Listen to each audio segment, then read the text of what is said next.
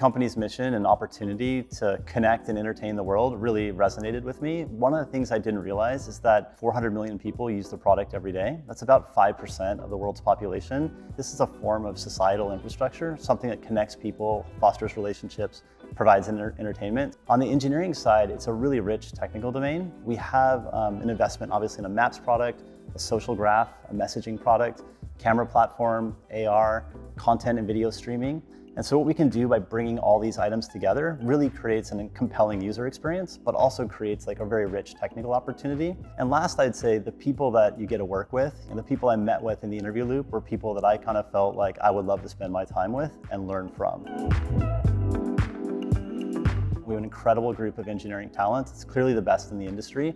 But we do have gaps. We have areas of understandably growing technical debt. And so what we want to do is really focus on building a foundation that scales for the long term. We also want to make sure we're solving end-to-end user outcomes and not just solutions for one organization. So we're doing a lot of work in advertising right now, building customer empathy, understanding where the solutions aren't meeting the goals for advertisers and actually solving that problem end to end.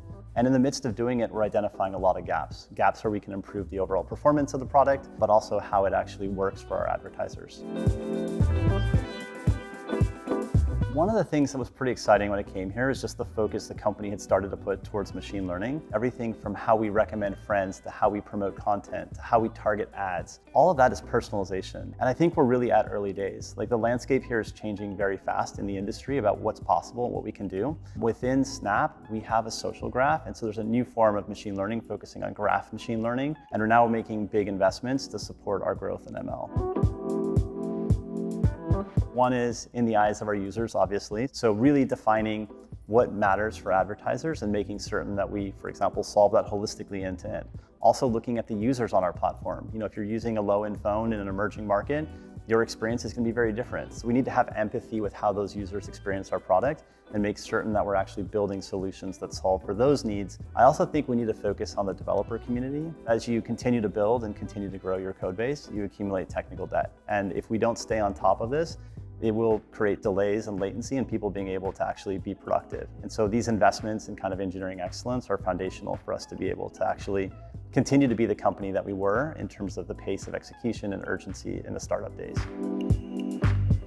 I really love the Shake to Report feature, but I promise I like better products than that. It's just that I often travel between Seattle and Santa Monica, and I find myself on the plane, you know, reporting bugs and shaking it. And the people next to me get kind of freaked out when I'm shaking the phone. They're like, I'm not sure this is a stable situation. But to be quite candid, I actually really enjoyed some of the shared calling features. Like the idea to bring two people into the same virtual lens together and create shared experiences that don't exist otherwise is really compelling to me.